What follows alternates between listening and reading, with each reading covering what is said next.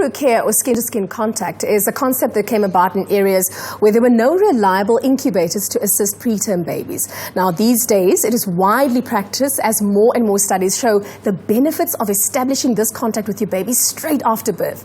Now, with me is midwife Tina Otte to tell us all we need to know about the skin-to-skin contact. Hi, Tina. Welcome.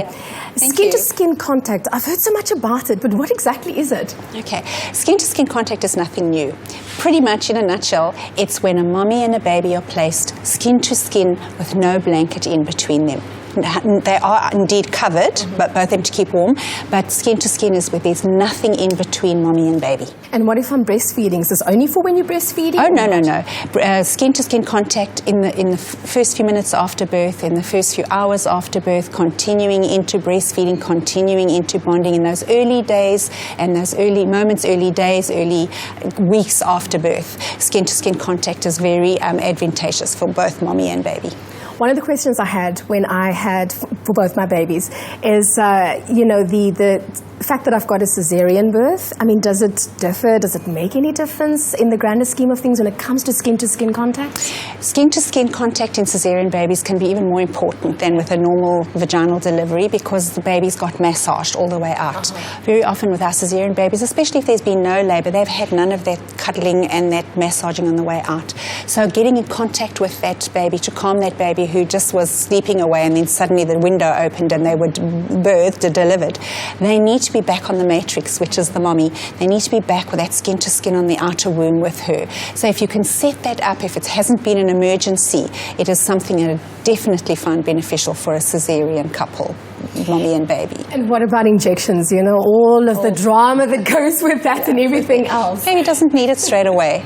Baby doesn't need to be weighed. Baby doesn't need to be measured. Baby certainly doesn't need that injection straight away. And why not? Why can't it be done on the mother in a far more favourable place? It's not such a nice procedure, but at least let the place be warm and cuddly where I'm going to do it. So those are things that can wait. They don't have to be done immediately. They're exposed to artificial light, artificial noise. They don't want to bond with a plastic box. We want to have as much time as possible out of the incubator on mommy, and that's where they're calm, their temperature's better, their skin colour's better, their breathing's better, their sugar levels are better, and they cry less because they're safe and they feel secure.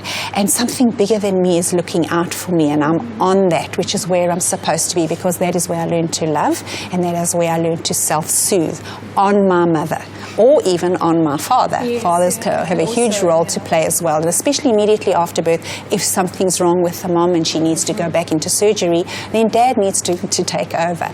Can't warm up their chest as well as we can. We go up to 39, 40 degrees on our chest. That just happens. Dads not so much, but still they do an incredible job. It's quite interesting, and at the end of the day, I think that as much as it does benefit baby, it benefits mommy too. It kind of feels really nice to have them lying in. there. This is the whole thing. You kind of lock in, and you get to know your baby, and your baby's getting to know you, and it's very, very intimate. And if you think about it, your baby is somebody you know. It's a stranger that you know very well, if you think about it. And to have, absolutely, and it's like putting that little piece, that last piece of the jigsaw back in place. Otherwise, there's something missing, and you can put it back later. But the sooner you can get to do it, the better. So I always say, don't let them separate you from your baby unless there's a good reason. And a good reason would be a compromised mommy or a compromised baby. That would be the only time I would let them take my baby away. The way you're talking, you're making me feel like having a third baby. But I've got two, so that's enough for now.